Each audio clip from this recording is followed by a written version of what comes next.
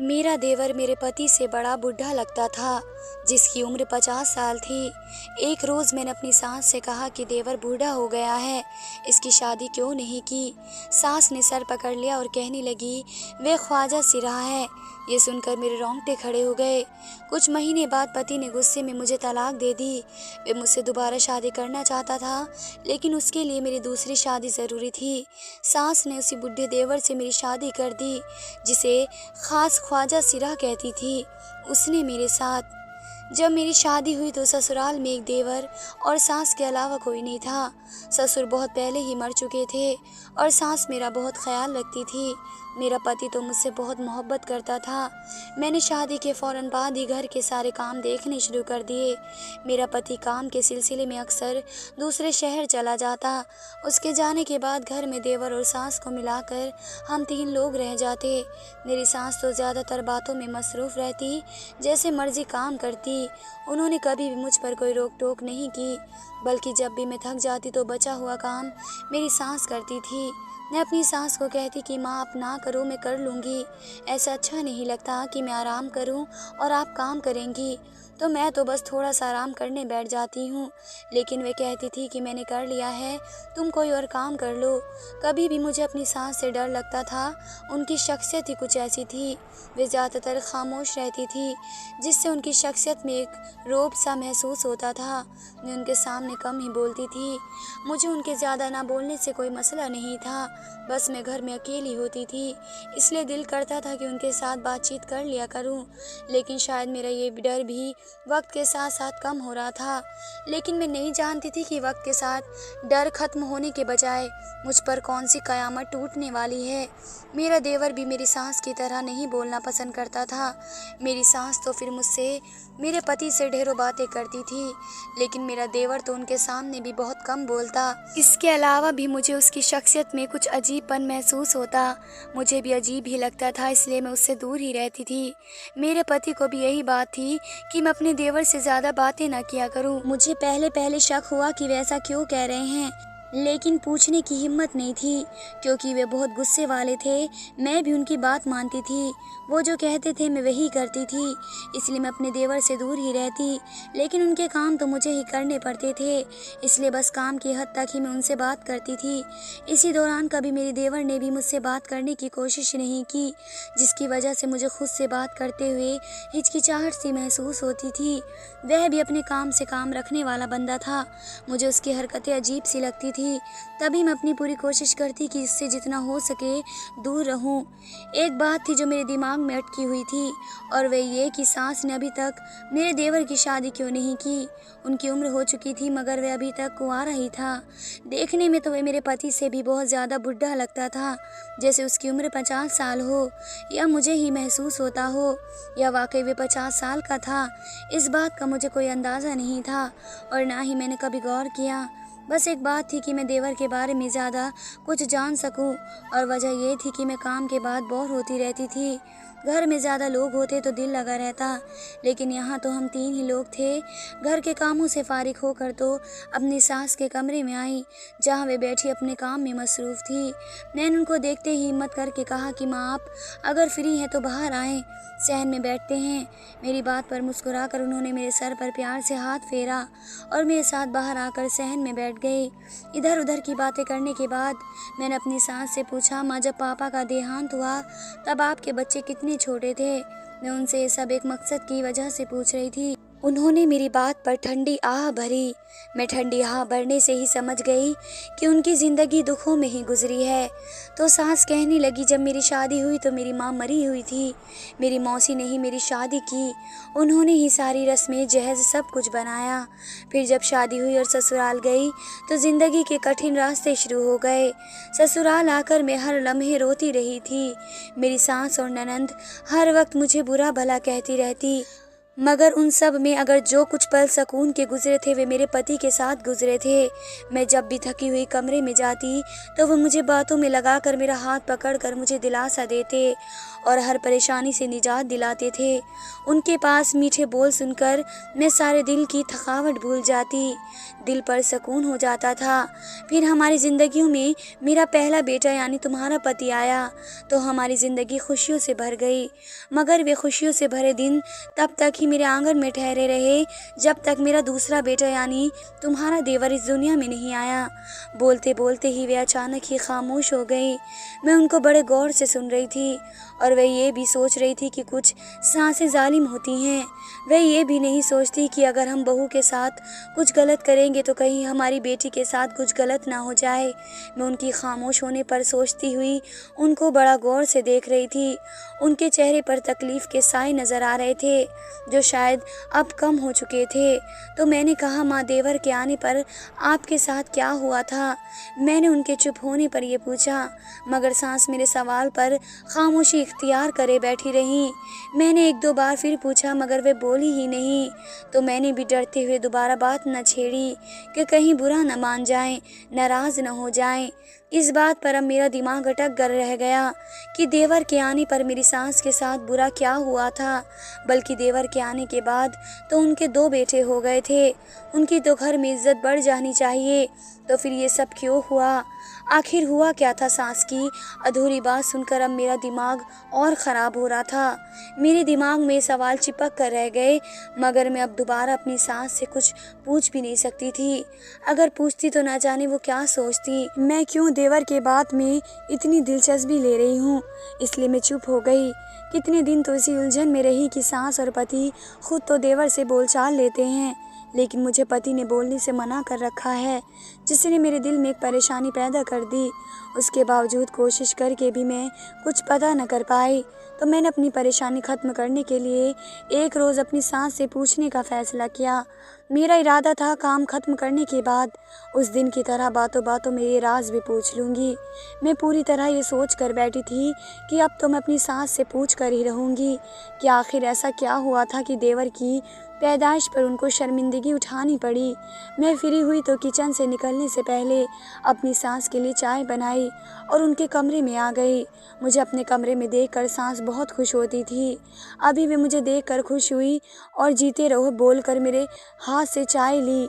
उनको चाय देकर मैं भी उनके पास ही बेड पर बैठ गई और बातों के दौरान उनसे हिम्मत करके सास से पूछ ही लिया, आपने बताया नहीं कि देवर के इस दुनिया में आने पर आपको इतना दुख क्यों मिला या शर्मिंदगी क्यों उठानी पड़ी?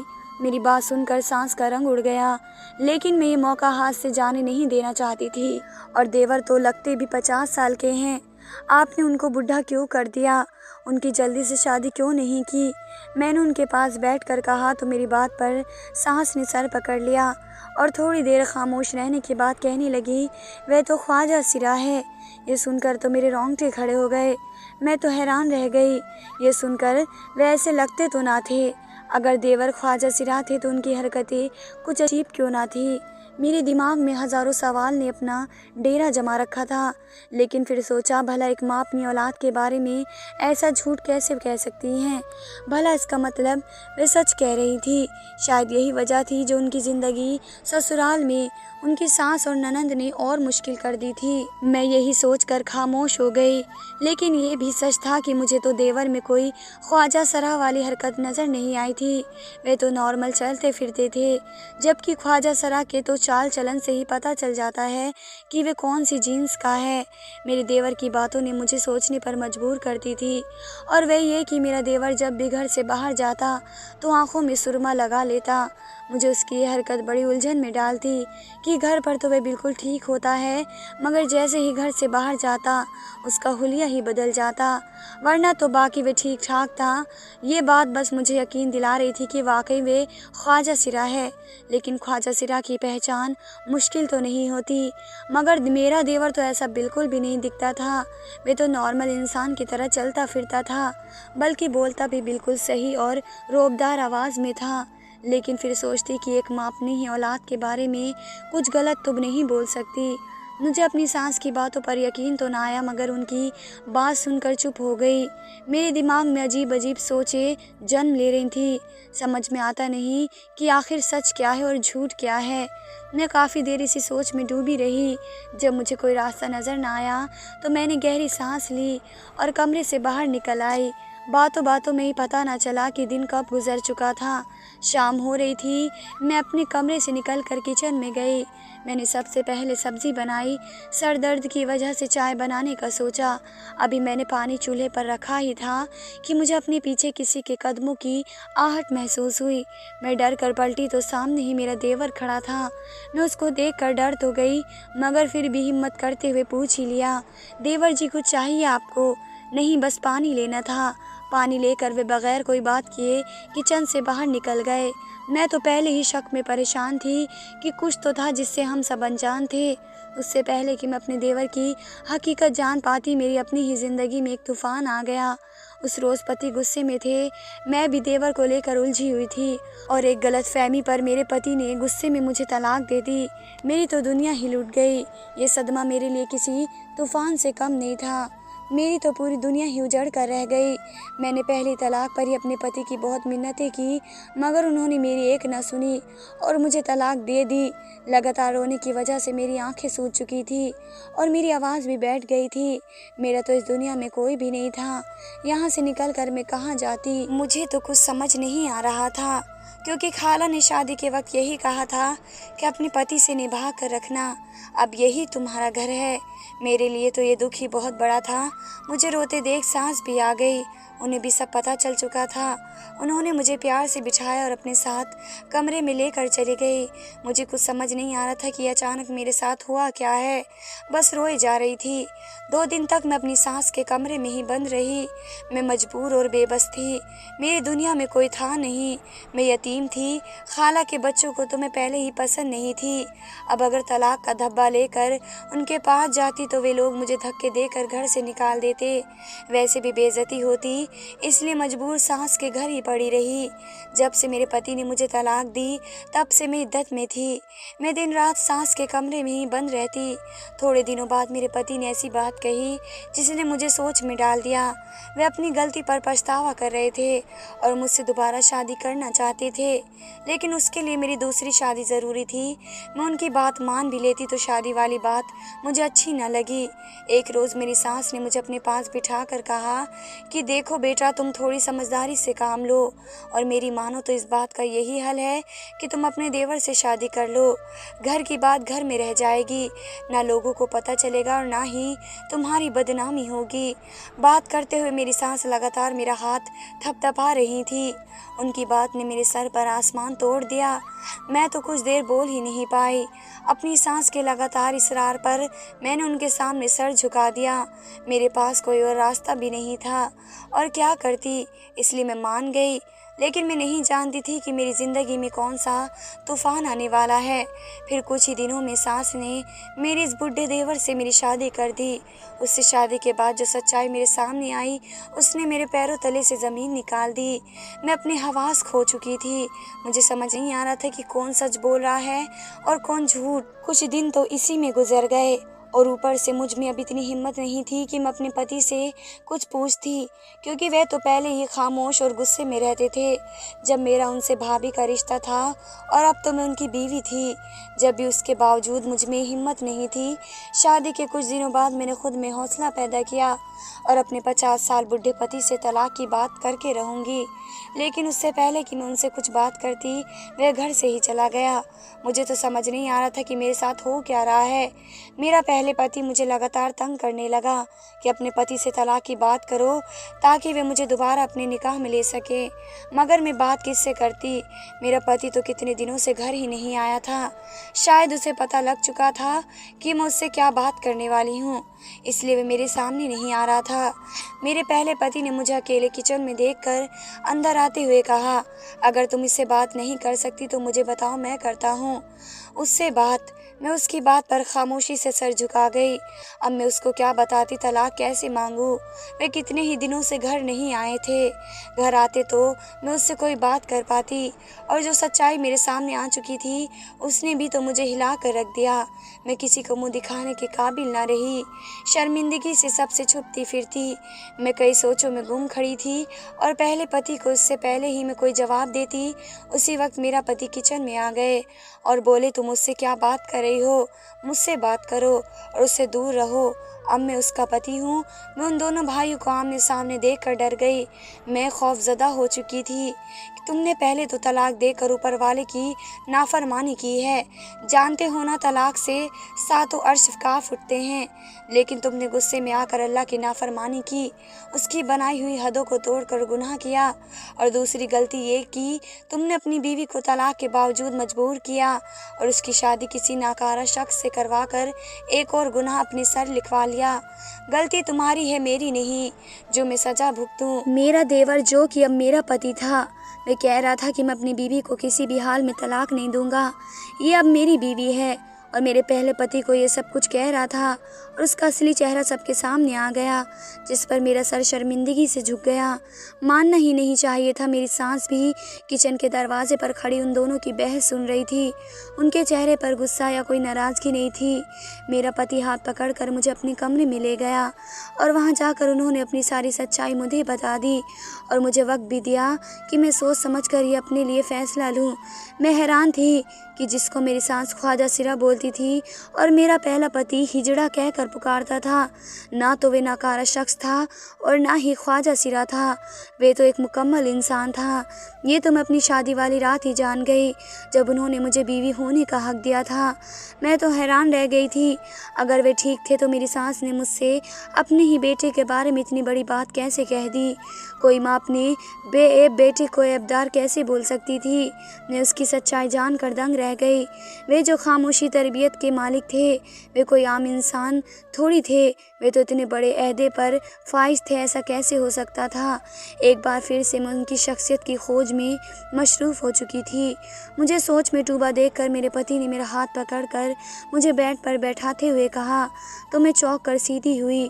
मैं जानता हूँ तुम्हें जानने के लिए बेचैनी हो रही है कि अगर मेरी सगी माँ ही मुझे ख्वाजा सिरा बोलती है तो फिर मैं ठीक कैसे हूँ? वे अपनी बात दोहरा कर मेरी तरफ देखने लगे, जैसे पूछ रहे हूँ कि मैं ठीक कह रहा हूँ ना। मैंने उनको देखकर सर हाँ में हिलाया, तो उसी वक्त मेरी सांस चलती हुई अंदर कमरे में दाखिल हुई। मैं उनको देखकर उठकर खड़ी हुई तो उन्होंने पास आते ही मेरे सर पर प्यार से हाथ फेरा और मुझसे कुछ फासले पर अपने बेटे के पास बैठ गई।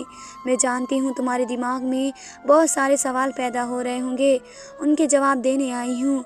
जब मेरा बड़ा बेटा हुआ तो उस पर मेरी ननंद और सास का ही कब्जा रहा। हमेशा से ही वो उनकी संगत में रहता। वे बहुत बिगड़ गया था, इसलिए तो मैंने उसकी शादी जल्दी कर दी ताकि वे सुधर जाए, मगर उसने तो अपने ही हाथों से अपनी ज़िंदगी बर्बाद कर ली। मैं अब इसके लिए और क्या कर सकती हूँ? अब उससे बढ़कर और क्या सबूत होगा कि उसकी ज़िंदगी संवारने के लिए मैंने तुम्हारी शादी करवा दी। मेरी सास ने गहरी सांस लेकर मुझे देखा और फिर मेरी पति की तरफ इशारा करके बोली कि जब ये पैदा हुआ तो उसके बाप को शौक जो अरमान वे बड़े बेटी के लिए सजा कर बैठे थे, जो लाड प्यार की वजह से अब वह करने से रहा, इसलिए उन्होंने अपने ख्वाब के लिए मेरे छोटे बेटे को चुन लिया। बचपन की ही बात है, एक बार वह बहुत रो रहा था तो मेरी ननंद ने उसे उठाते ही यूं बोल दिया कि ये तो ख्वाजा सिरा है। फिर क्या था, तब से ही ये सारे मोहल्ले में मशरूफ़ हो गया कि मेरा छोटा बेटा ख्वाजा सिरा है। किसी ने जांच करवाने की कोशिश ना की, सबको मौका मिल चुका था मुझे जलील करने का। मैं भी खामोश रही क्योंकि पति ने कहा था जो सब सोच रहे हैं उनको सोचने दो, यही उसके हक़ में बेहतर है। तुम जब ब्याह कर यहाँ आई थी तो तुमसे भी सब की तरह ये हकीकत छुपाई गई, लेकिन शादी के बाद जब तुम उसके निकाह में आई तो तुम पर उसका राज खुल गया। सांस खामोश हुई तो पति ने बोलना शुरू किया, गया। मैं सबकी नज़रों में एक ख्वाजा सिरा रहा। उसने मेरा काम और भी आसान हुआ। जानती हो, मैं पाकिस्तान का खुफिया एजेंट हूँ। हमारे लिए अपनी पहचान छुपाना ज़रूरी होता है। वे जैसे जैसे बोलता जा रहे थे, मैं अपनी जगह दंग रह गई। सांस सब सच बताने के बाद हमें कुछ वक्त अकेला छोड़कर कमरे से बाहर चली गई। कुछ देर बाद मेरा पति तैयार हुआ तो मैं अपनी जगह दंग रह गई, क्योंकि वह तो कहीं से भी 50 साल का बुढ़ा नहीं लग रहा था। वे तो एक नौजवान शख्स था जिसकी उम्र 35 साल के करीब थी। उन्होंने बताया कि उम्र बढ़ाना भी एक जरिया था। वे खुद को बुढ़ा जाहिर करते थे ताकि लोगों को उन पर शक ना हो। उन्होंने मुझे अपनी सारी हकीकत बता दी और मुझे फैसला करने को कहा। मैंने काफ़ी देर अपने पहले पति के साथ अपने होने वाले पति के बारे में सोचा और मुझे मेरा पति हर लिहाज से बेहतर लगा। जिसका हर जगह रौब था, उसे गुस्सा बस गलत बातों पर आता था। उसका मानना था कि उसके भाई ने गलती नहीं गुनाह किया है, जिसकी सज़ा है जो उसने किया है और अब वे भुगते भी। और मैं इतना बेइज्जत नहीं हूँ कि अपनी बीवी को तलाक देकर अपने भाई के निकाह में दे दूँ। मेरे पति अपनी जगह बिल्कुल सही थे। मेरे पहले पति ज़बरदस्ती और बस अपनी ही सुनने और करने वाले थे। मैं भी उनके साथ नहीं रहना चाहती थी। बेशक अल्लाह हमारे लिए जो भी फैसला करते हैं वे हमारे हक़ में बेहतर होता है। मैंने पति के साथ रहने की हामी भरकर उनका मान बढ़ा दिया। मेरे पति ने दूसरे शहर में ट्रांसफ़र करवा लिया। वे मुझे और सास को अपने साथ लेकर चले गए। पीछे मेरा पहला पति अकेला रह गया। खुद को इस भरी दुनिया में अकेला करने वाला भी वे खुद ही था। इसलिए ही गुस्से को इस्लाम में हराम कहा गया है। मेरा निकाह तो देवर से हुआ जो इज़्ज़त वाला निकाह था। अगर मेरा निकाह किसी गैर और नाकारा इंसान से हो जाता और वह अपनी ज़िद पर अड़ जाता कि वह मुझे नहीं छोड़ेगा तो मेरी तो ज़िंदगी बर्बाद हो जाती। जबकि मेरा पहला पति तो उससे कोई फ़र्क नहीं पड़ने वाला था। तलाक एक लानत है। अल्लाह सब बहन बेटियों को इस लानत से महफूज रखे, आमीन। आज मेरे 2 बच्चे हैं और हम अपनी ज़िंदगी में बहुत खुश हैं। मैंने कभी पलट कर अपनी पिछली तरफ न देखा और ना ही कोई जिक्र किया। आज मैं अपने पति के साथ खुशहाल ज़िंदगी गुजार रही हूँ।